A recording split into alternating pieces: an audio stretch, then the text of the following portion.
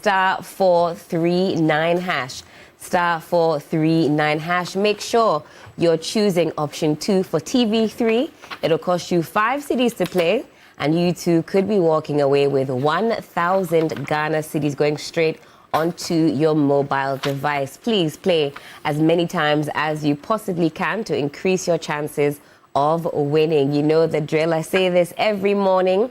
If you don't play, you don't win. So please, star 439 hash. Keep on playing, get in the game, and win yourself a cool 1,000 Ghana cedis. And of course, after you've won, you can escape to the Mediterranean every Wednesday night at Labadi Beach Hotel. Join us at the Elegant Aquaba restaurant for Mediterranean nights, a culinary journey featuring fresh, vibrant dishes from Greece, Italy, Spain, and beyond. From rich hummus and seafood paella to sizzling grilled lamb and a fresh baked pizza. My mouth is already watering. Your midweek dinner plans just got upgraded. Make it a date every Wednesday from 6:30 p.m. For reservations, kindly call 0540 10 or 0244 747 670. Mediterranean nights only at Labadi Beach Hotel, where eco-luxury meets flavor. All right, then let's get into big issue. And of course, you are an integral part of the show this morning. Do keep your thoughts, comments, and suggestions coming across our socials. And you can find us on X. We're streaming on Facebook, also on YouTube. So please, let's hear from you. I'll aim to read as many of your comments as possible. We're kicking things off with a critical issue that has been raging now and entering its 9th day. And it's all about the nurses' strike. Now, as the nurses' strike drags into its 9th day, everyday Ghanaians find themselves caught in a healthcare crisis with no end in sight. Patients are being turned away from hospitals. Critical treatments are being delayed. You've seen vulnerable families left desperate. Simply trying to access basic medical care has become a true struggle. Mothers, the elderly, and the sick are bearing the brunt of a standoff between nurses demanding dignity and better conditions, and a government yet to fully implement agreed improvements, and a new government at that. Now, this is more than a labor dispute. It's a profound human crisis unfolding in clinics and wards across the nation, where the right to health is slipping further out of reach for everyday Ghanaians. Let's take a recap of what has transpired over the last 9 days. When we come back, I'll introduce my panel of the morning, and then we'll get talking. The industrial action by the Ghana Registered Nurses and Midwives Association has intensified following the withdrawal of outpatient department and ward services. On Wednesday, the leadership of 4 nursing associations, namely the Union of Professional Nurses and Midwives Ghana, the Professional Association of Psychiatric Nurses Ghana, the National Association of Registered Midwives, and the Ghana Registered Midwives Association, returned to the negotiation table to discuss their conditions of service. Health Minister Kwabena Mintah Kando addressed the media after a closed-door meeting. He appealed to the Ghana Registered Nurses and Midwives Association to call off its strike and resume discussions on the implementation of their demands. To exhibit good faith, we still call on them to call off the strike, and then let's all come around the table for further discussion. We don't want a situation where when you call for a meeting for engagement, they will send people who cannot take decisions. And they come, they say, oh, our president is not here, our general secretary is not here, so we are going to consult them and come back. When other high-ranking government officials are also around the table. President of the Union of Professional Nurses and Midwives Ghana, Maxwell Odro-Yeboah, on behalf of the 4 associations, reaffirmed their demands but expressed satisfaction with the government's approach to resolving their issues. Most of the things that we have in there are already being implemented, with the exception of a few. The PIN renewal, which has become a major issue, is assured that he's dealing with the Nursing and Midwifery Council, and hopefully they will find a solution to it. So nurses are not supposed to pay for any PIN renewal as it stands now. Okay. And that is positive for us. And so we want to appeal to our people who are out there. The minister has been cooperative. The minister has been very, very frank and open with us on the situation. The story out there about the ministry saying they are not interested in the implementation until 2026, he has assured us that's not the case. He also echoed the minister's call for the striking nurses to suspend their action and return to the negotiation table. We would still want to use this medium to appeal to the striking nurses and midwives that we are making progress. Okay. Staying at home, if we get everything that we want after staying at home, the patients we've lost, what happens? We can bring them back to life. And I have maintained that the condition of service can be sorted, but the patients that we lose during this period, they can never be brought back to life. And once good faith has been shown, once engagement has commenced, we believe that they should return to work. The call for calm and constructive dialogue between the government and nursing associations signals a potential path toward resolving the impasse. As pressure mounts on the health sector, all eyes remain on the Ghana Registered Nurses and Midwives Association to see whether they will hit the call and return to the table. Stanley Niblew, TV3 News, Accra. All right, so it's been a very eventful 9 days or so. Joining me to unpack all the themes in this particular strike, Nanaya Chimpim-Jamtwa is a presidential staffer, no stranger to Thursdays right here on New Day on the Big Issue specifically. I also have Rodalyn Imoro Ayana, public interest advocate, with me in the studio. Rodalyn, hello, good morning. Good morning, Helen. How are you doing? I'm fine, thank you. And yourself? I'm doing all right. You didn't have to wear bulletproof today to make it. I come in peace. But you're doing well, you're feeling well? I'm fine, thank you. It's good to see you. My arm is healing well, so. Very good. I know it's going to be a fantastic morning. Nanaya, good morning. Good morning. How are you doing? I'm doing fine. No, Apart from missing Roland, you're okay? Oh. Yeah, I do miss Roland a lot, but it doesn't also mean that, it is well.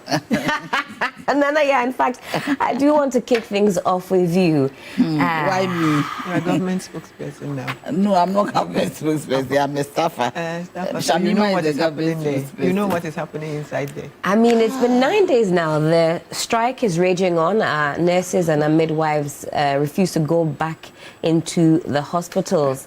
A few days ago, we actually spoke with the General Secretary of the Mortuary Workers Association, Ghana, and he says that in the time, in fact, they have registered some. No, they are not part of it. They say they have their grievances, but given what is happening now, they have to step in, because every day they're seeing an increment of dead bodies actually, coming to the morgue. Are you surprised that we are at day 9 of this strike?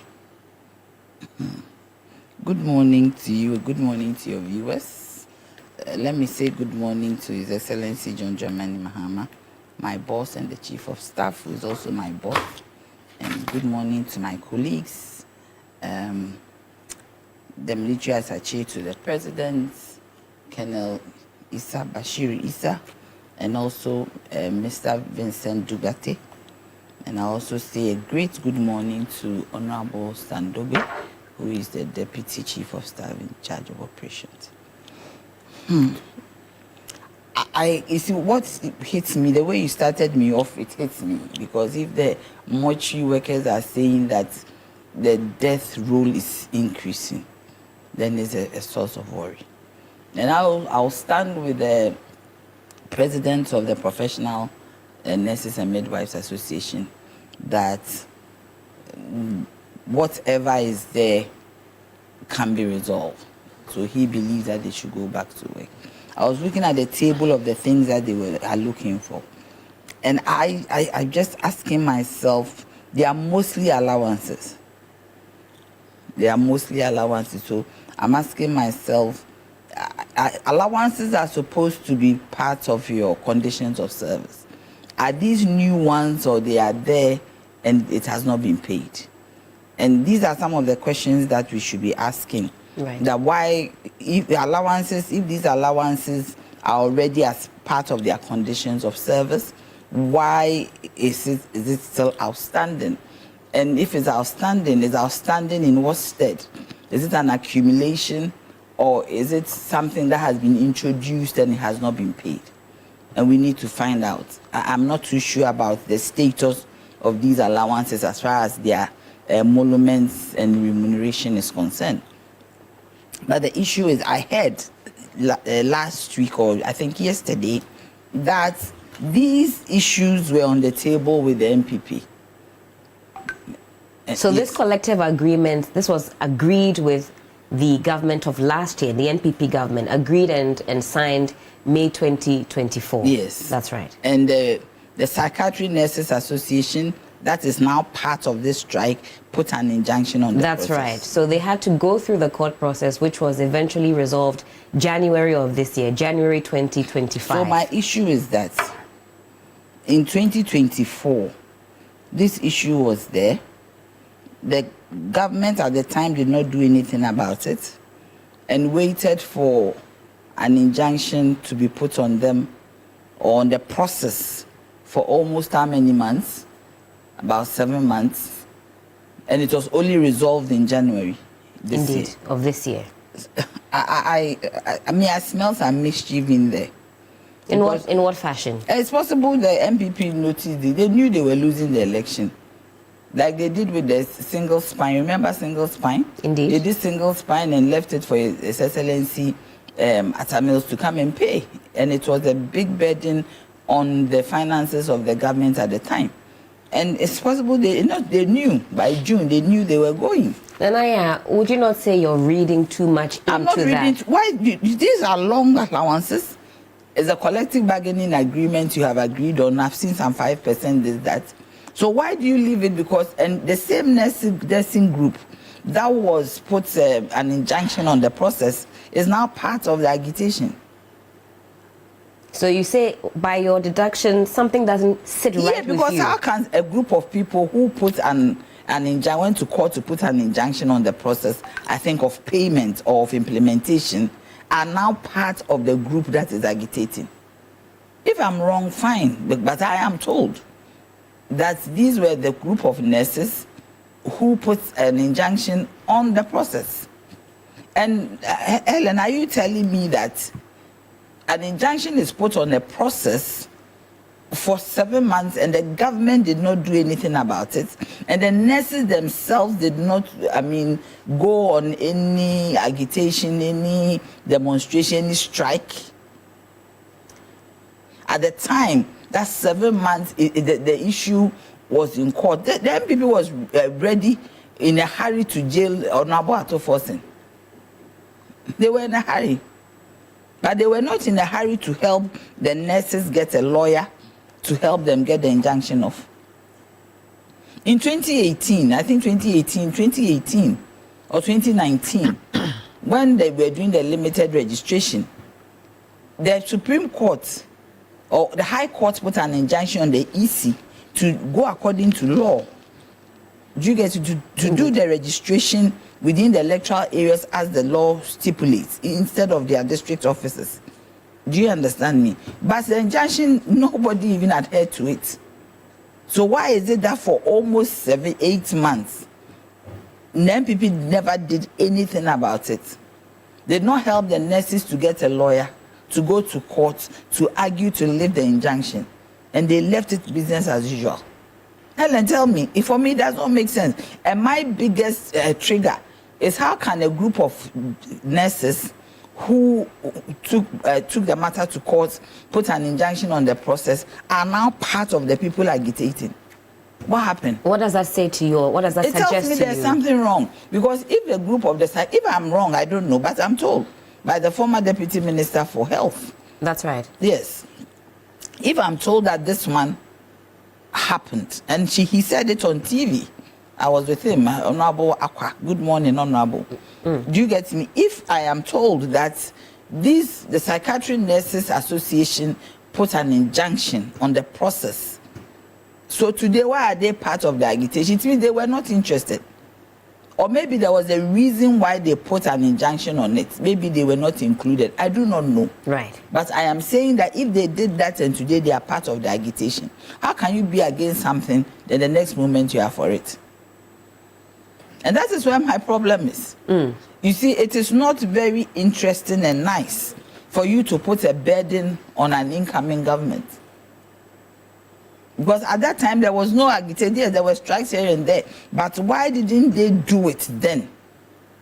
Well, again, that's the argument, that there were processes ongoing. Which and processes? So if you fast forward to today, because that's something that we're yet to also further explore. Now, they say their issues have been resolved and they stand united in this particular strike. They say that they don't deal with governments. They're dealing with an employer. Government is a continuum. And if it has been agreed and signed, they are only asking for implementation. For me, it doesn't make sense that the injunction was lifted in January when a new government had come into place. Immediately a new government came into place, they were able to adjudicate in court to lift the injunction. Helen, seriously, look at the trajectory of events. Right. Immediately a new government takes over, the injunction is lifted. Is it an open sesame? Was it magic? What is it? Because if truly there is not some mischief there, why was an injunction that stays for 7 months? The livelihood of nurses, an injunction has been put on a matter that affects the life of nurses, critical health workers, and it was left for 7 months. Nobody said a word. Ellen, tell me. I mean, my issue, okay, you're going to ask me. I was going to say, I mean, without obviously knowing the ins and outs of why that delay existed, now we're in this conundrum. Everybody knows about an injunction. Right. If an injunction is put on a situation, it delays or stalls the situation. That is right. So what you do is that you get a lawyer to go to court to argue on your behalf, to determine and adjudicate That's that right. that has to be lifted. And this one was in the interest of government. If government is going to pay some people, right, some allowances, a group of critical mass, and some allowances, and an injunction has been placed on it, there should be negotiation out of court, or you go to court to argue your case. But in January, I hear there was an out-of-court settlement. Why didn't they do? And I want to know the date in January that the out-of-court settlement came. You want to know the specific date? Yes, the specific date. I don't know. I have to go and research the specific date that will end the puzzle. It will make it a whole. Because for me, once that was said, and when I heard that the out-of-court settlement was done in January, it then tells me immediately that somebody, the MPP, is up to mischief to make sure that they burden this government. Because they said that they will not make this country governable, and they said it. And maybe these are some of the things that they are behind the scenes. I don't know. But the point is that all I will say is that we are talking about human lives. That's right. Helen, every life is important. And it is scary for the critical group of the Mortuary Workers Association to say that they are seeing it real time. That bodies are coming, the bodies, people which hitherto without this wouldn't have died. Without this strike. And government is doing this in a good direction. Yesterday I saw the Minister of Health meeting them. That's right. And other people are meeting them behind the scenes to resolve the matter. You see, I think that they should think about the people, think about their Hippocratic oath. Because they swear an oath that they will look after human beings so that, human beings live. I always say that God has given them the capacity to look after human beings. Do you get me? Right. They should also look at the fulcrum and the basis of their profession. The person who stood that today we have nurses, Florence Nightingale. Everybody should go and look at that, the nurses, and see it as a pledge that they are there to save lives. One of the most honorable things that anybody would do is to save lives. So we are pleading. We are pleading on behalf of government. I'm in government. I'm pleading that for the sake of Ghana, there are times that you do things not because you like it. There are times that you endure things not because you like it, but because of Ghana, because of the people who are in the country, because of the love that we have for them. So we are begging them that these are Ghanaians. These are people who are in this nation. These are people who are vulnerable. You have to be sick to know how vulnerable human beings can be. So no matter this is money. It is not life. The most onerous thing that anybody would do or a doctor would do, when a doctor saves a life, you can see the elation on their faces that they were able to achieve this. So Nanaya, you agree that it's really a calling? Yes. This profession is a calling. It is a calling, yes, it is. It is a calling. I mean, that's why I'm saying that what you are doing is a calling. If it wasn't a calling, you wake up early in the morning to be here. What we are doing is a calling. Me, I love my bed, though. But when I have to come here, I set my alarm clock and I'm up. Do you get me? So right. Everything that we do for Mother Ghana is a calling. And Right. we need to do it with love. But Helen, I'm also saying that these are allowances, yes. It is money, it is survival, it is existence, but it is no more than one life that will be lost. That one life that will be lost is more important than all this. But I want to also add that when government owes you, your money is not lost. You know where to find government. Government will certainly make do and let you have it. That is why we have contractors who are always clamoring for government jobs. Because when government owes you money, do you get me? It is not lost. But when one life is gone, it is gone forever, because it is possible that one life is maybe the breadwinner of a country. Maybe that one life is that one person looking after a sick person in a family. And you bring crisis to families. So we are appealing to them. I am using the word beg. You are begging. Yes, I'm begging that for the sake of Ghana, if they have any iota of love for Ghanaians, this allowances they are looking for is not lost. Nanaya, are you overwhelmed this morning? There's a lot of emotion Yeah, brimming. because I am sad that people are dying. Something that we can do something about. Ghanaians should not die. This is money that can be negotiated, it can be talked about as they work.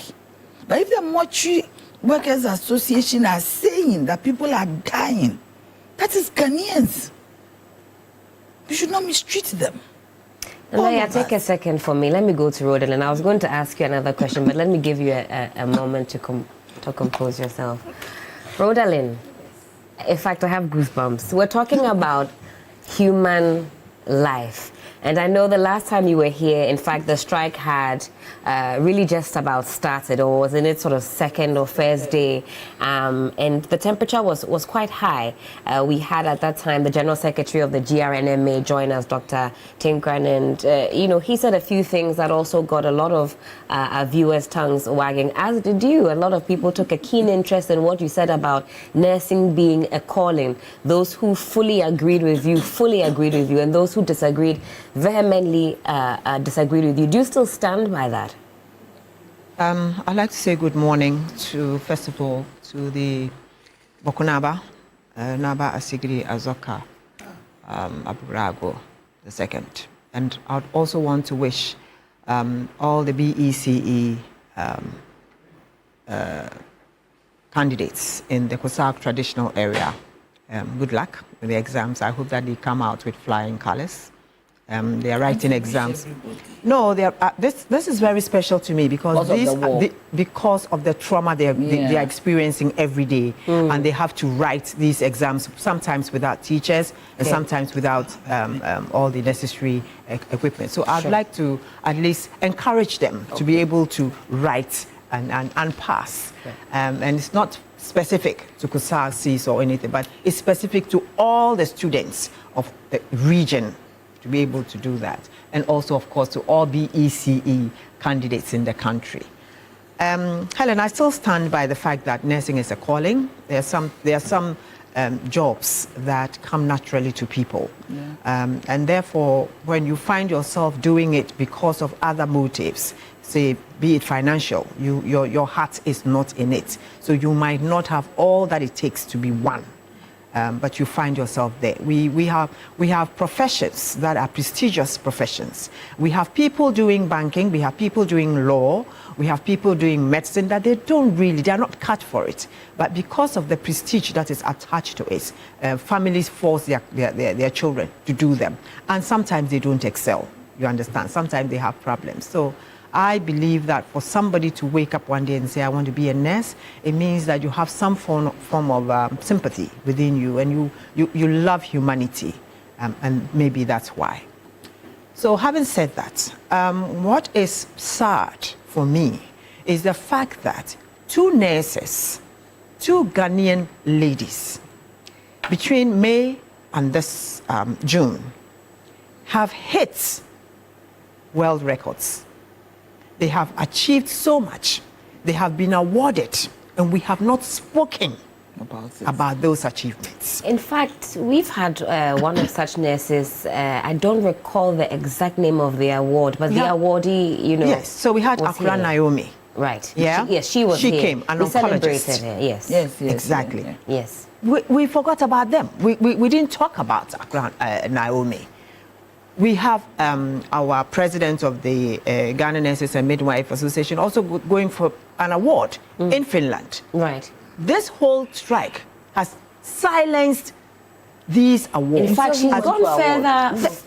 Both of them. That's the president of the Ghana. Yes. Yes. The people Who are on strike. Yes. She's not here. No, she came back. So they were attending a conference in Helsinki. It's a nursing conference, and in fact, beyond that, I understand that she now serves on the board of the international. On the board of yes, that's right. Of the international But this council of nurses. This is not night. Okay, you go on. You understand? So for me, these were milestones that we as women even could have celebrated, but instead we found ourselves talking about dead people, people dying in our hospitals, people going home. It's not the best. You understand? I think that as a country, sometimes we should look beyond what we think is real and do things that would, make us feel at least good. I'm just thinking like that. Because if you are going to be a representative of Africa and you are from Ghana, your home is on fire.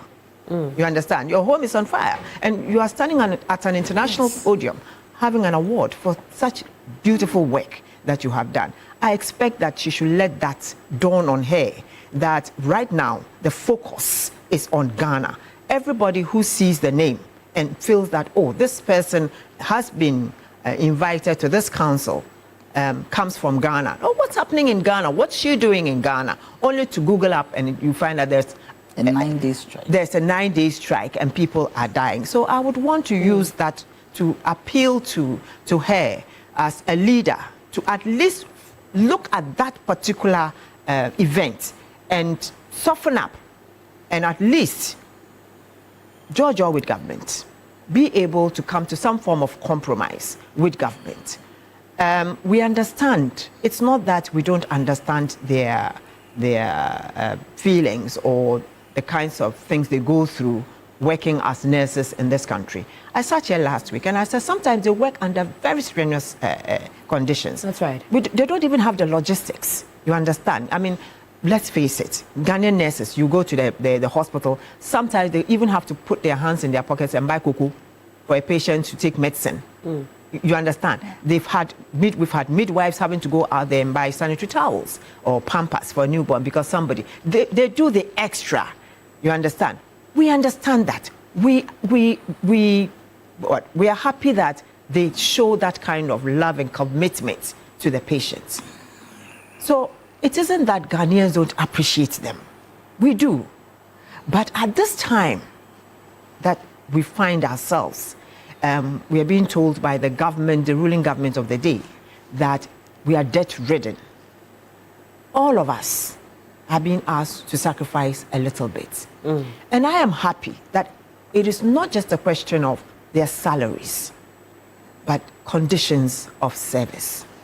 And you know, when I look through the conditions of service, and I ask myself, I said, let's face it, it's about 3 or 4 items that really affects the nurses in the wards. And in fact, bear with me, Rhodalyn. I'll let you land, and after that, we can take a look at what's new. And I know you brought that up. We'll take a look through the list of what exactly is new, what has been introduced, and what is targeted to make sense of what is being demanded. Exactly. So for me, I'm saying that, look, is it the uniforms that you think government will not be able to? The only thing government can say is that 1,000 is too much. Can we go to 800? And for now, it's too late because it runs for 2 years. They only have 1 year. So maybe the next one. So things that are based on the fact that the dollar, you know, the cedi has appreciated against the dollar. We can negotiate a few things. Even with the fuel, we can negotiate a few things. But book allowances, all those other things. I'm not sure about the PIN, the government paying for the PIN. I don't know what that is. But what I do know is that if it's a professional license of some sort, it is the individual who has to do that. Right. I looked that up yesterday, the US and in the UK and all that. So all I can say is that the Ghana Registered Nurses Association, they do have a point that this is what we want. But they should also bear with the fact that at this particular moment, maybe things are so tough that government cannot do it. And therefore, they should be willing to accept the least that government can give to them so that we can move forward to avoid all these deaths that we are finding. It's not pleasant. I mean, you can't bring people back to life. You understand? And you never know. In my area, someone lost a father. A nurse lost his father. You understand? Because you had a strike. The father got complications. He took the father to the hospital, and nobody was there. I mean, everybody will lose someone somewhere. You might not lose a relative. You come to Accra, you stay in Accra, right? You decide that you are not going to do it. But maybe your relative or your friend or your acquaintance is somewhere else in the eastern region or in the northern region or upper east, and then goes to the clinic or hospital, and there's no nurse, and that person might die. So at the end of the day, it's not always good for us to have entrenched positions. We should be flexible. Yeah, some flexibility must come in. And going forward, I also think that the one thing that government should do, or we should change, is this idea of just taking medical doctors to head institutions like hospitals. We must start to make sure that we have hospital administrators, you know, hospital administrators who understand the workings within the hospitals to be able to communicate and understand the feelings of the nurses and their needs. Right. Rhodalyn, thank you so much for that. I'll take you through some of the demands that are being met, and we can situate the conversation. And Rhodalyn, I suppose what I hear you say is that two things can be true at the same time. That nursing is a calling, and those who embark on that journey to become nurses need to always have that at the back of their mind. And that also the concerns of nurses are valid. They do go through a lot, but they have to balance everything that is going on because it's all about human life at the end of the day. It only takes a few seconds or minutes for somebody to lose their life, to die. All right. And also that point you made about the president, Perpetual, who is currently, or she's back now, she's back, having won that award and being put on that prestigious board. You say that the optics just don't look good. If anybody at the conference decides to Google, and in fact, if you do it yourself, you see that all the news items are about the ongoing strike. The optics don't look good. The optics don't look good. And I think that we missed a chance to celebrate those women. All right. Nanaya, you were asking. Let's take a look quickly. I'll run you through what is being asked of government. Book and research allowance. It's new and targeted. So who qualifies? It's new and targeted. Yes, new and targeted. So only nursing and public health tutors with a master's or PhD in degree awarding institutions. So what's new? It's an annual research and teaching support allowance pegged to the government approved rates. All right, you've got the uniform allowance that exists, but they're asking for like more on that. So previously it was 400 cedis. Our nurses are asking for that to be a year, to be 1,000 Ghana cedis now. So an increment of 600. That's right. So what about if the cedis. uniforms are That's bought for them? 150% increment. 150% increments. Yes, that's what they're asking for. Now, we've got fuel allowances. It's a targeted addition. So that's some 180 litres at 10.99 Ghana cedis a litre, or government rates exclusively for principal nursing officers and above, using their own vehicles for official work. Using their own Vehicles for work. Then you've got non-basic allowance. It's a support top-up. 5% of monthly basic salary added to bolster earnings. You're familiar with that. And that's for everyone? And for all public sector nurses and midwives. That's right. You've got on-call facilitation allowance. It's a new recognition of extra hours for nurses in understaffed facilities beyond 8 hours. So, in fact, this goes beyond it being a demand. This is what was agreed as at May 2024. The on-call, that is new. So that is new. Yes. That is new. But right? I want to find out, are they not paid overtime in those in the public? Yeah. Yes, because what's the difference? I think that the on-call is most, we see on-calls for doctors. Yes, it's for doctors. Yes, that's on what call is for doctors, because any group of people beyond doctors, they below the doctor, they are paid overtime. Yeah. So most of the things I'm hearing are more for doctors. They are more for high. High, yes. And everybody and it's the green who are on the street, That who is are I'm sitting saying. at home. Yes. That's what I was trying to say. Yes. Okay, because so most of these things you are mentioning, and when I saw it, Principal nurses, senior nurses, it looked like those who have the doctorates and PhDs and the masters. Okay, let me read the two more, and then okay, there's a few more actually. Let me run through it quickly. You've got on-call facilitation allowance, new recognition of extra hours for nurses in understaffed facilities working beyond 8 hours. It acknowledges and compensates for extended shifts. Then you've got rural incentive allowance. It's a targeted incentive. Special financial incentive for those serving in rural or hard to reach Ghana. Why should areas. you be given an incentive for working in the rural area? That is also Ghana. You don't think that provides that extra? No, everybody who is sent out. No, it shouldn't. Because when you go to the UK, nurses are in the rural areas. Do you get me? So why should you get an incentive for working in the? Is it a special thing? That one I do not agree. You don't agree? No. Rural. So you are trying to tell me that place is some out You see, of. the rural can be cured. Do you understand? It's just that if I say it now, they will cut my So don't say it. I was going to say Rotalind. Okay, Nanaya, what about now 13th month salary, structured bonus, one full extra month's basic salary annually? That is public service. Okay. Yeah. It is done every 13th month is done in the public service. Well. It's not new. Why should you go on strike because of 13th month? Unless they are telling, that's why we need more information. Unless they are telling us that they are not paid the 13th month. For most of these things they are talking about are for the high people. On-call allowance. It's for the doctors. Because doctors are senior officers at a certain level. And when you're a senior officer, you are not paid overtime. So what they give them is the on-call allowance. Even in the public service, if you're a senior officer, you can work 100 days. I remember when I was in PRC, I could close at 12 midnight. The only thing they can buy me is papaya. But the junior officer who close even after 8 o'clock takes a certain kind of overtime. But you all think you was in fried rice? Yes, my only does fried rice. Because I was a senior. Do you get me? So I just want to find, because it's all mixed up. Let's speak with a former GRNMA president, Dr. Kweku Asante Krobia. He's on the phone right now. And then hopefully... You brought another man. You don't listen. He's on Zoom, actually. Yes, but still said, man, you couldn't find any nurse woman. Because he's a former president, I know that he'll be able to provide the much-needed perspective. Nanaya, how many minutes shall I give? Well, 2 minutes. We don't need the men. All right, Doc. Hello, good morning. Auntie, you can laugh. Hello, Doc. Good morning. Hope you can hear me. Good morning, my sister. Yes. Hope you're doing well. Yes, I can hear you. All right. Thank you for joining us. By His grace.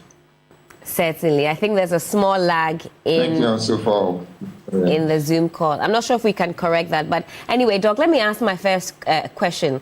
This ongoing strike, it's now reached day 9. What do you have to say? What do you make of the happenings over the last 9 days? Well, what I can say is that the matter has developed into a crisis situation, and the outcome is not good enough. And we must find pragmatic solution to deal with this crisis, and the nurses can return to work. So far, I haven't seen what the Minister of Health has brought to the table, which is soothing enough and enticing enough to convince the nurses to return. And they must come up with a pragmatic solution. Now, Doc, what would be soothing enough or enticing enough? Government says that they simply cannot make accommodation for these demands that were agreed last year. I've heard government officials agree that it is a continuum and the employer is the employer. But at this point in time, they need time to, structure the fiscal space before they can say yes to these agreed upon demands. So when you say enticing enough, would you say that some demands should be implemented if they can? But again, how do we move way forward? That demand should be implemented. That is what I can say. Because you see, so far I haven't seen the minister presenting anything that will convince the nurses to come. He haven't acknowledged that the nurses, the striking nurses and midwives have the points and they have a case. He has said it on air, and many people have heard it too. Now, I haven't acknowledged that he's only presenting 4 things, or some of which are lamentations, that it will disturb the budget that has already been presented. When he notes that at a point in time when he engaged the nurses, right, in January and February, he promised that when budget is read, the input will be made for the nurses in the nurses situation to accommodate what they are demanding. That's a fact. But he now says that the budget, because of budget constraints, that cannot happen. That's number one. Number two, the leadership of the nurses and midwives must come to the negotiation table again when he knows that the expiry of the conditions of service and collective agreement is 2 years, and by the time that we enter into January, February of next year, it will have expired, and then we'll have to redesign the collective agreement again, which is not good enough. And number 3 is that they must come, they must wait till January when this will be implemented. And the 4th one is that it's going to bring retired nurses and midwives to come to stand in the gap. These are the 4 things the minister has. And now, where is the solution in this? So I would propose and beg the minister that if at least he can meet the nurses halfway or 3/4 of the way with this, that will do. During my time when I worked with Honorable Alex Segbefia, when he was the Minister of Health under the NDC regime, we set up a roadmap with a 7-point needs that we presented to government. We faced the same pressure at that time, and through negotiations and tact, the minister was able to deal with 3 of the itemized needs of my. Hello, Doc. Okay, I think we'll have to reconnect with Doc, and that was Dr. Constituents. And then we ended up at the National Labour Commission, where Dr. Honorable Alex Segbefia, that fine man, even keep virtually begging the nurses to return, and he promised that he would deal with the matter, and immediately we returned. He wrote up we made an arrangement for 2 of the demands also to be met immediately. The last 2 we didn't get, but at least we were able to convince our constituents to back off and then to back down, and I brought them back to work. This is one of the things that I expect the minister to be doing now, to say that, well, we can't meet all your demands now, but at least we have this to offer. Now, I have given you the 4 points strategy that the minister has taken. It is an entrenched position. That's how I can describe it. And it's not good enough. So the nurses are ready to accept even part of what they are demanding, and then they can come to work. They haven't seen it in the minister's position that he has taken. So I beg him. So, Doc, this is not the time. Yes. Sorry, I just so that we move the conversation along. I mean, so you talk about entrenched positions. Government has their position, and nurses and midwives have their position. And in the middle, we have Ghanaian lives being lost every single day. How do you situate that within the conversation? Is there not room there for our nurses and midwives to go back to the hospitals and work whilst negotiations go on the back end? Because it's day 9. Are we going to enter day 10? I do not think that where the imports has reached, where they have reached, there is the need for negotiation again. I mean, the nurses have made their point. The minister is also has also taken a position, and all that needs to be done is for the minister to deliver. The solution to the problem, beloved, I must say, is in the hands of the minister. And I have proposed that if... All right, I think we've lost Doc again. I was going to ask him one final question, but we'll skip that for now. Dr. Asante Krobia, former GRNMA president. If he does rejoin, I'll ask that final critical question about the allowances, some of the allowances that have been enumerated this morning on the show, and how specifically it will contribute to the welfare of our nurses. And yeah, you were making a very interesting point. Apologies. He had been waiting on the line, and he's a former president. It doesn't matter. He can speak to the issues. He's not speaking to the issues. You see, I take an exception to Dr. Krobia saying that the minister is lamenting. I take an exception to that. The minister is doing everything possible under the situation at hand, which is enormous, to solve the matter. So for him to say that the minister is lamenting as if he's not interested, even comparing him to a former minister, yes, it is good. Honorable Alex Sebefia is like my big brother, my uncle. He's a fine gentleman. But this is a new minister. You don't let him feel inferior. Do you understand me? Because for me, I take an exception to that, using the word lamentations. He is not lamenting. This is an enormous situation, something that has been left to be like this for the government to come and inherit. If he talks about a roadmap, good. That is a very good, and that doesn't stop Dr. Krobia Asante from going to the minister to tell him that I have an experience in this, and this is how we should go about it. I don't think that the minister would not listen to him. But to say that the minister is lamenting as if he doesn't know his way about, as if the minister is groping in the dark, that one, I take an exception to it. Do you get it? Yesterday they had a meeting. Right. And was he there? Did he know what happened? This one is gradual, it's about money. We don't want to go into everything that happened before. The government is doing everything possible to make sure that this nation is on its feet. For whatever has happened before, in the past 8 years, that our country has been run aground. Do you get me? Our money, everything, we don't have enough adequate money to even run the economy, and our government is doing everything possible. His Excellency Mahama is doing everything possible, and all of a sudden this one comes in. Certainly, this kind of a shock will certainly to take time for you to make sure. So I thought he would, instead of attacking the minister, he should rather appeal to the nurses. Because I said before, if government owes you money, it is not lost.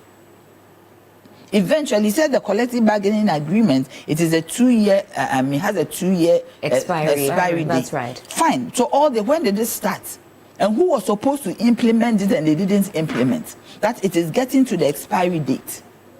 Do you get me? So 9 months ago, going backwards, for what did Dr. Krobia Asante tell the MPP?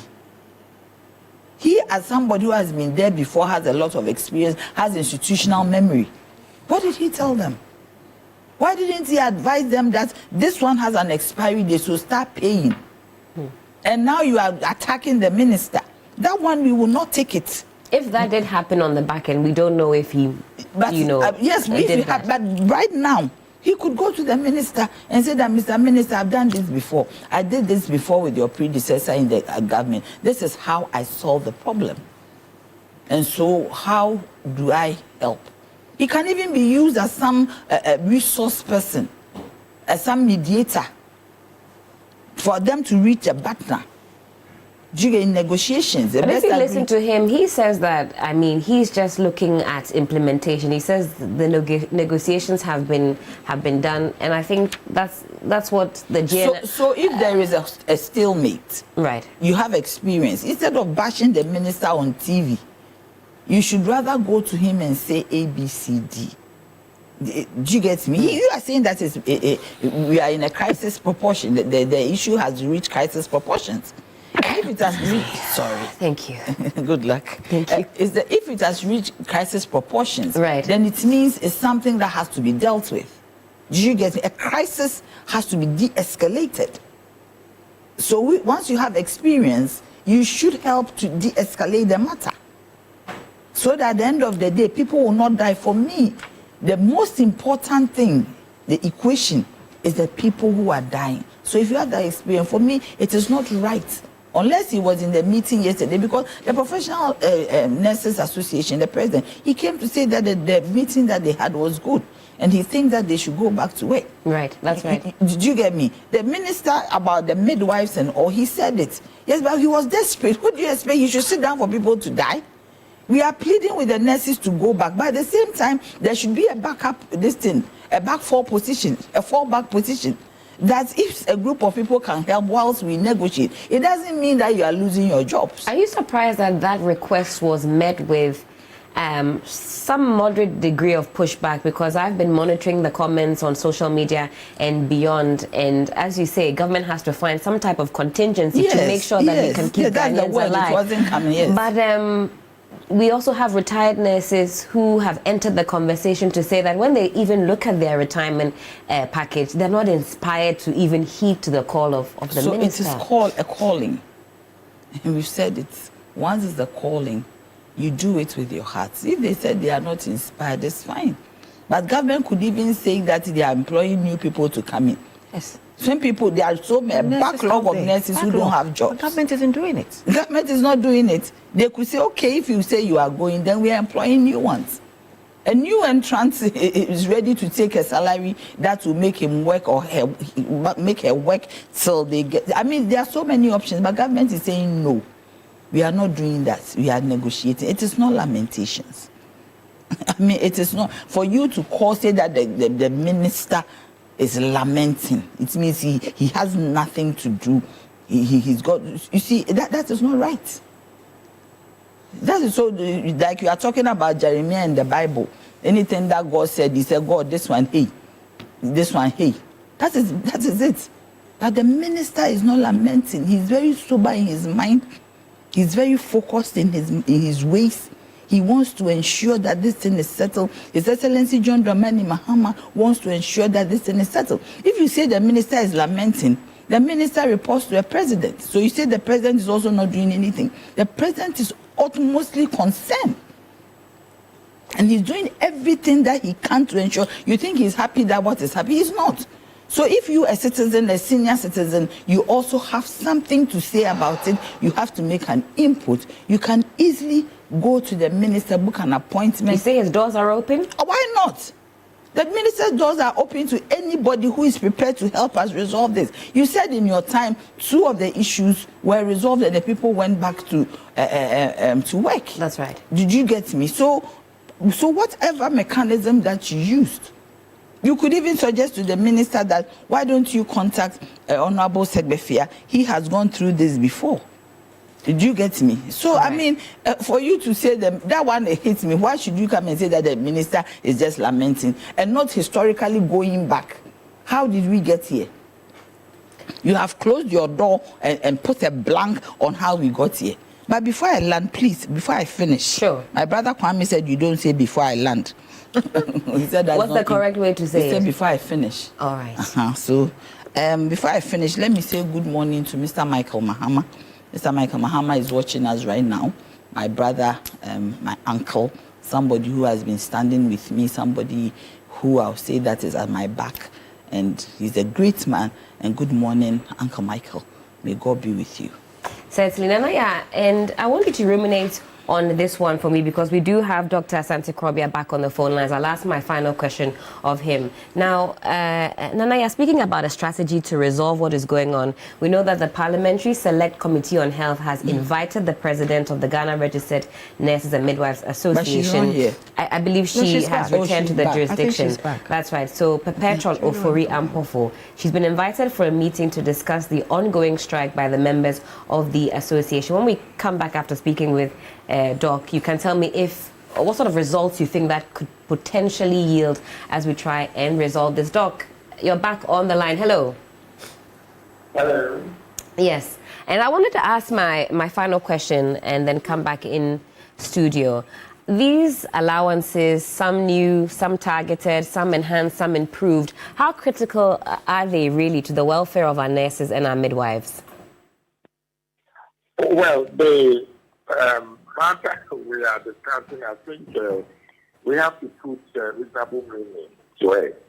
And the nurses and midwives have packaged a document which we call collective agreement.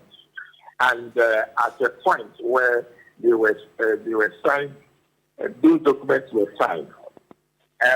It became necessary. That the employer deals with it, but the roads that they have traveled to this level suggests to me that what will happen now is consequential to the breakdown of negotiations that are going on. And I do not think that at this point in time we must come back to the table and discuss matters and issues relating to the implementation of the tenets of the conditions of service. And that is why I can't agree with anybody who will suggest that there is no discussion on the matter.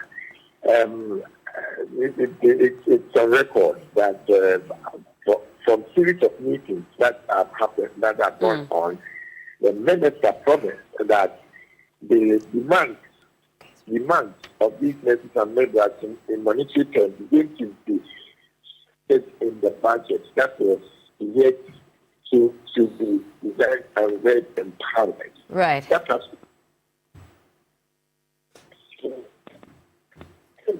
why does the cause of the confusion here now? And that is why earlier on I suggested that the minister should do the needful. And if indeed it is going to be a constraint on the budget, I should think that you can come out and meet the halfway or 3/4 of the way. All right. But as to what is important now to deal with, what is of less importance to deal with, it's neither here nor there. That is not the matter. If we are going to have to politicize this matter, the deaths, the hospitals will not stop.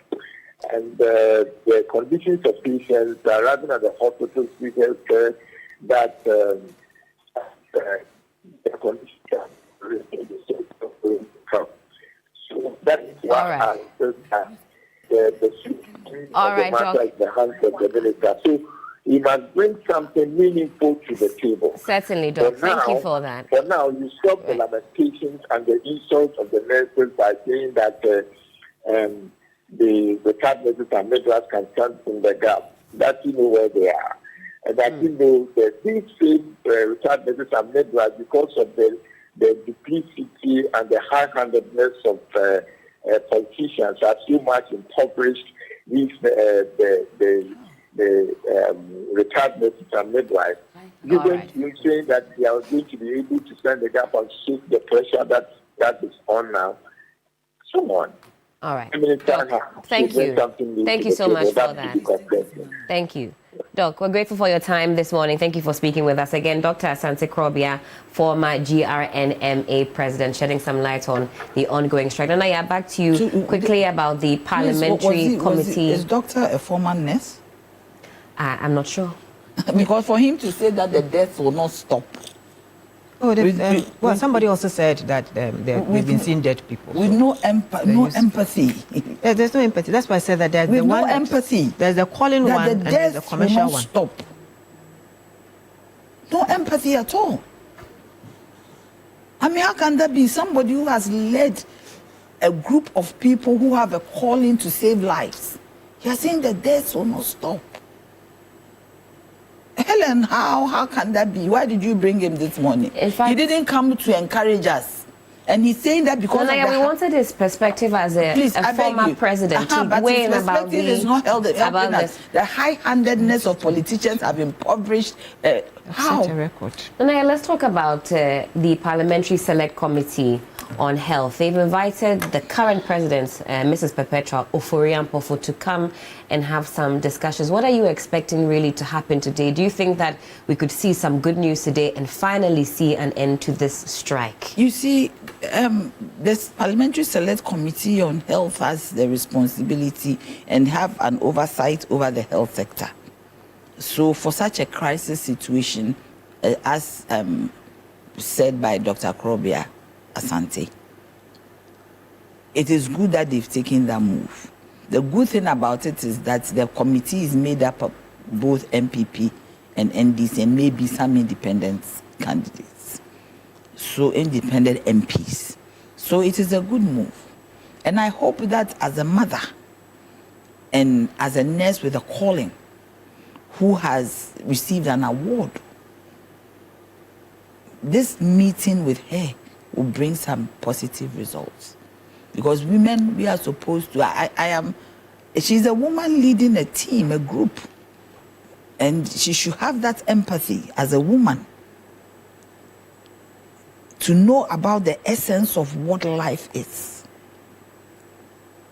Do you get me? So for me, I believe that maybe today, I want to hear some good news coming from her, calling her troops to go back to work, to take up their arms to work. Do you understand? I mean, that is what me I'm expecting from her. Right. The men can say anything, but she as a woman, she have empathy. And as a leader, I have been a leader severally. When you are a leader, you call your troops to order. They stay attention and they stay in position. They cannot resist if she says, let's take our time and get to what is due us. Absolutely. Well, and I'll never stop saying that when government owes you money, your money is not lost. The only government that owed Ghanaians money and the money got lost was the MPP. And they are the people who started this problem. Because if they had worked on this and made sure that the nurses got what is due them, we will not be in this crisis today. Thank you for that, Nanaya. We'll keep an eye out on what happens as far as the Select Committee's meeting with the president of GRNMA is concerned. Rodelyn, I'll let you have your final bite on this particular one, and then we can move on to our second topic. Well, since there's for me, the collective bargaining agreement that they want the government to sign, there are a few things in there that probably... it's been signed, but it's left for implementation. That's right. Okay, now listening to Dr. Krobia Asante, he's trying to say that the government should just go ahead and implement once it's already been signed, blah, blah, blah. But you see, when a new government comes in, every sheet of paper that you give to them, you don't expect them to just take it as it is. You have to scrutinize it and see how it works for you. Everybody is bashing the minister. Yes, he's the Minister of Health, but he's not the finance minister. Okay, he's not the finance minister.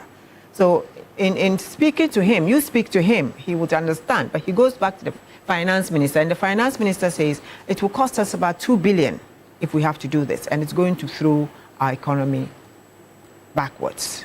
Okay? So as nurses, I am expecting the leadership, I'm expecting that they will see through what every other Ghanaian is seeing through, that for the past few months, certain things have been done to try to help everybody.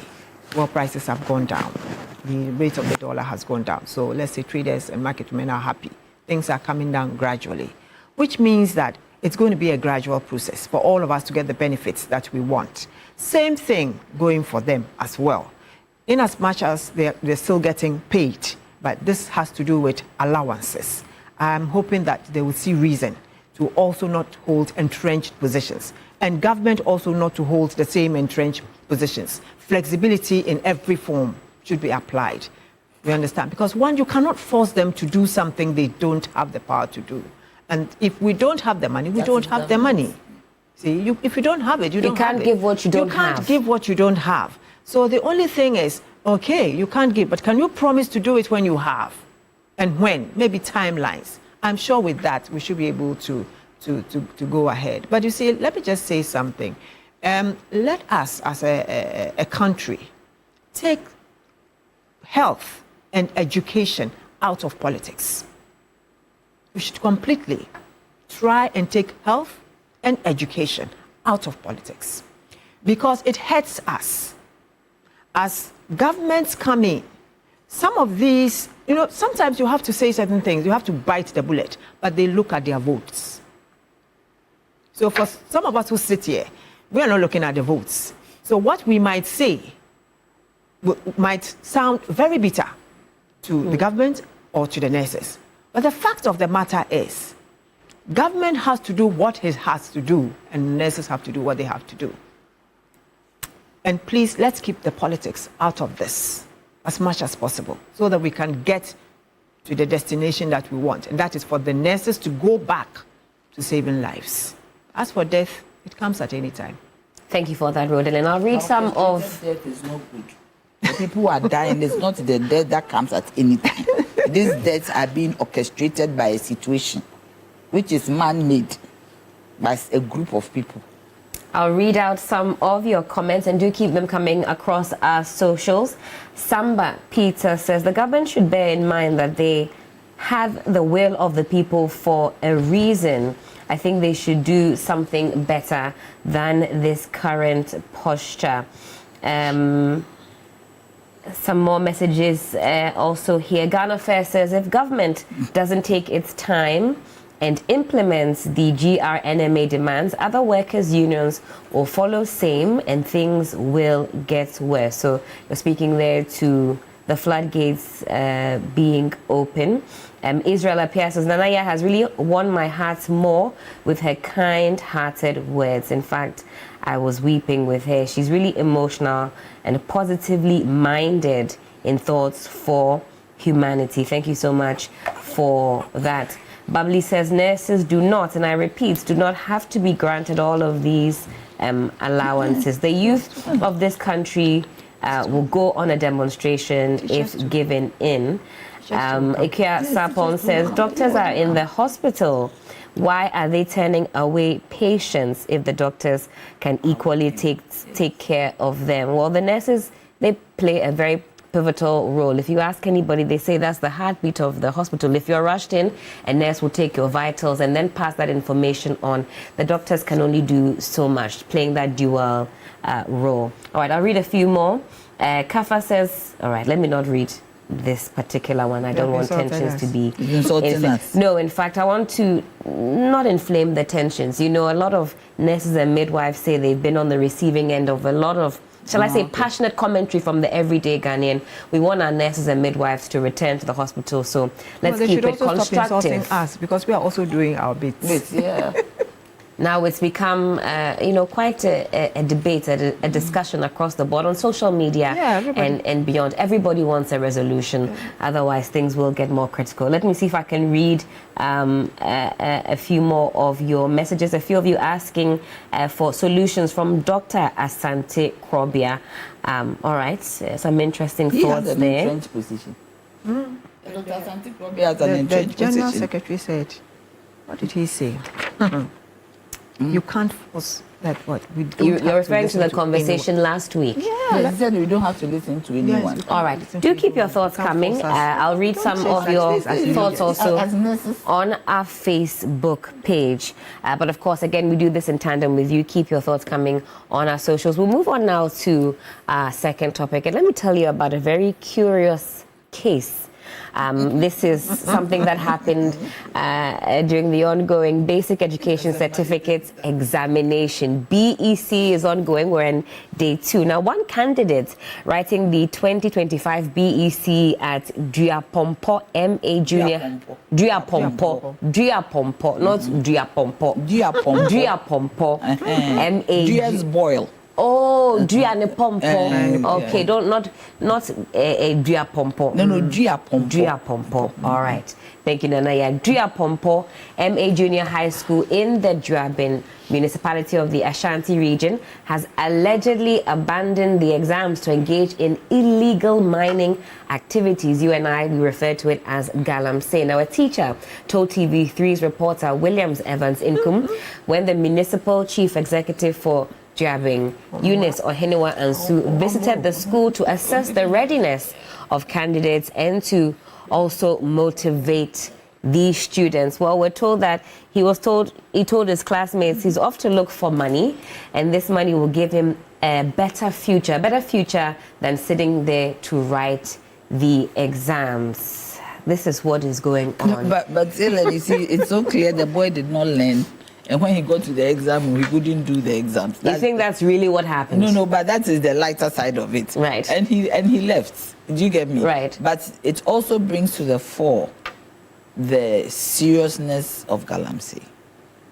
And also brings to the fore the way we have neglected the boy child. Do you get me? So it means that most of these young ones are GSS will be how many years? 15. Yes, by the time you finish your 15, 16. 15 is very young. When we were 15, 16, when I was 15 years, my daddy used to hold my hand to cross the street. At 15? Yes, at 15. We're not in secondary school, almost doing O levels? Yes, I was in secondary school, but he was still holding my hand. No, that your case is different. And today, people still hold my hand to cross the street. Right. Do you get me? I'm just saying that 15 years, you are not that old. Because you are home with your parents. That's right. Yeah, those days, you will not be on your own, no matter what it is. You're at home with your parents. You're home with your parents. Do you understand me? So, because in secondary school, you are in boarding house or you are indoors and you don't cross streets. But when you come home, you have to cross the street. Indeed. So my daddy used to hold my hand to cross it. So the point is that at 15, you were young. You are a very young person. So who is the guardian of this boy? And by extension, there are so many of them who are not even in school. So it's telling us that this galamsey issue is a serious matter that we have to look at. And we have to also look at the boy child. Today when I was coming, I was telling your producer, that Shadrach, that we need to look at the boy child critically. The girl child is doing so good.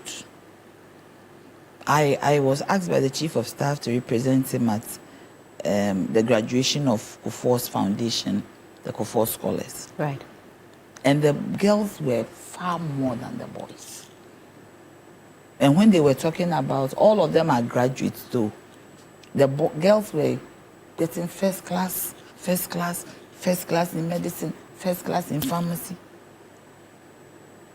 So we need to also bring along our boys. You said the scales have tipped. I remember we used to have adverts on TV, send your girl child to school, and now we have overperformed on that one. And even His Excellency Kufuor in his speech said that we have overperformed. It is time for us to look at the boys. Need some parity. They need some because you see, when during the elections, I did my campaign in some campaigns in the prisons. And when you look at the demographics, we have to go back to the prisons and make sure that we look at these young ones. The demographics, very young people. Very young. These are the young people who are in prisons. They are taking red, they are in Galamsey, and they are the boys. Because you see, no matter what you do, even in life, they say, I don't know, that if there is no man in your life, you are not complete. So if you are neglecting our men, because at a certain age in your life, they are asking, when are you getting married? But you are not marrying a woman. You are marrying a man. So if our men are now becoming extinct, then it means there's a fundamental problem. Because this boy who has left the table of a BEC exams to go and make money will die somewhere along the line. I'm not being a doomsday person. Because the activities that go on in there are not friendly to life. And at the end of the day, you find out that most of them die and they are unaccounted for. Because maybe they are just buried in the pits, they are buried in sands, and we forget about them. And this is problematic. So I am encouraging the Ministry of Education.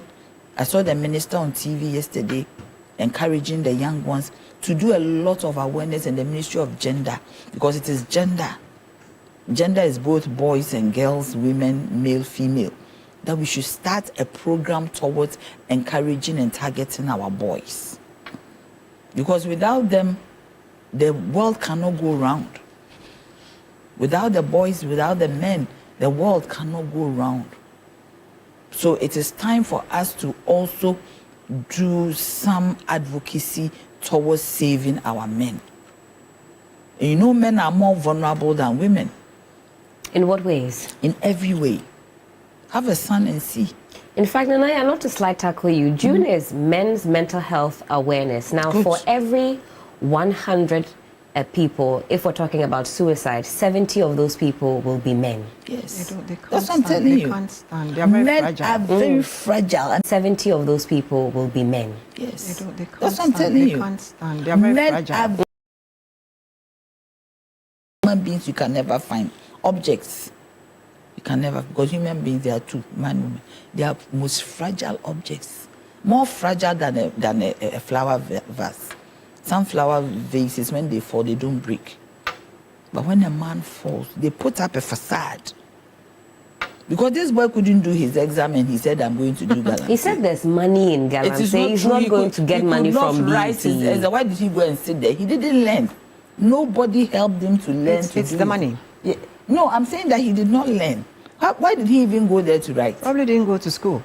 Do you Probably get he was me? not regular in school. That is what I'm saying. Yeah, He wasn't regular, so he didn't learn. Nobody was guiding him to go and learn. He was always in the Galamsey site. But you see, so for him, there are others who did not come there. There are others who were not in school. But innately in this boy, he knows that there is some substance in education. That because he did not learn and he was struggling, then he'll sit there and say that after all, why do I waste my time? I have to go and continue with my Galamsey. Right. But we need to make a conscious effort to look after our men. It is key. I'm asking all women that we should carry our men on our back and be with them and encourage them positively and pamper them. Because the men, they need pampering. I'm telling you, that is the only way. We are not pampering them enough. We should be able to pamper them for them to feel good. Because you see, I always use this story in the Bible. Satan did not tempt man. The first person he went to was the woman. Because he knows that if he's able to break that woman, after the man, he's finished. And God also said, he looked at man standing in the garden and he said, this one cannot be alone. The issue of a helpmeet is very, very critical to the life of the man. So the time has come for us to look after our men. But me, before I finish, Kwame said I shouldn't say land. One thing for me, the whole glory of the BEC is the girl who gave birth. That's right. As because the exam was those going days, you couldn't be pregnant and even take it to do an exam. That's right. But today we've come very far. That's right. We are not saying that our young ones should go and get pregnant, but in case an accident happens, it's not the end of the world. Don't go and abort. Right. Don't go through any unnecessary medical procedures. This one has given birth a boy, and it's so beautiful. Thank you for that, Nanaya. Some good words indeed. Rodalyn, I'll end with you, and apologies, I don't have so much time, but your thoughts on this? No, I think that when I look at the boy who didn't write, I think that there is the mindset of, after all, the end product is always money. And for them, if I go out there and I make the money, I'm okay. Why should I go to school? You won't get work to do. So if you will do this and make it, why not? But I think that as parents, we are losing out on our responsibilities. Because if you look around and you see how, it's not that parents don't want to, but it's just that is how it has become. The boys go out. The girls normally would stay in. You're staying in to do some work. In the morning, the boy has gone out. Whichever company he's keeping, you don't know. He goes around. In the evening, he comes back. And there are homes in this country where people don't even know if their sons came back to sleep or not, because their sons sleep roughly anywhere. And they are okay with it because they feel like, oh, he's taking care of himself. I don't have to be responsible. I think that we should start looking at all those things. I mean, we should bring up the awareness to make parents know that, look, the boy child also needs some kind of help and support and needs some kind of counseling, because somehow we've always focused on the girl child for a long time. So the girl child is now doing well. And I'm so happy to see girls competing with men in professions that were strictly spoken of as men or male-dominated professions. We're now having more women going into those places. So it's good. But for the BECE especially, I think that we should try as much as possible as parents to let our children at least get that certificate. Right. It doesn't matter how low your income is or how you feel that maybe you don't have the resources. Try as much as possible to make sure that your boy child gets the BECE, because it will come to a time, I think, you can't even get a driver's license without a BECE. You can't, yes, without that certification. You can't even do any job without that certification. And then towards the end, when you now feel like you've made some money, you might want to go back to school, and that would be a help. You understand? We are now having 40-year-olds going back. They had BECE, they couldn't write, but like fathers, but they are going back to the classroom to write those exams, which means that BECE certificate is very important. So, absolutely. Yeah, so we should try and encourage parents to make sure their sons do that. Surely. And government must also put up more policies to encourage the guys to go to stay in school as well, and then go to school. Just give me a second. I don't do it. I just want to send greetings to senior comrade Paul Nwojuru of the Convention People's Party in the Volta region. Senior comrade, good morning. Paul Nwojuru. Paul Nwojuru. Yes. In fact, Nanaya, you've reminded me to add former General Secretary of the Convention People's Party. We're going to stop leaving that out of our flyers. Yes. Very important. Nanaya Chimpinjantwa, let me take my time, was on the panel this morning. Thank you so much, Nanaya, for joining us. Also, Rodalyn Imoru Ayana, public interest advocate. Ladies, thank you so much for enriching this morning's conversation. And I haven't forgotten to greet Beatrice Annan. Yeah, okay. Beatrice. Greetings to you, Beatrice. This morning, we've been speaking about our men and how they need pampering. Father's Day is almost here, and Woodin has made it effortless to find the perfect gift. From now up until June 15th, when you shop the men's shirts, t-shirts, or polos at any Woodin retail or partner shop, you get a free Woodin branded Bluetooth headset. That's right, absolutely for free. Style and sound in one sweet package. So show some love with flair and make dad look effortlessly cool. Only at Woodin. Now it's available at all Woodin retail and partner shops nationwide. In Accra, Woodin shops can be found at Accra Mall, also ANC Mall, Junction Mall, Osu Oxford Street, Legon City Mall, HM Mall in Adenta. Terms and conditions, of course, apply. Woodin is le creator. We're also cashing out this morning. Don't forget, it is *439#. Get in the game as many times as possible. We'll go on a quick break. When we come back, there's more right here on New Day.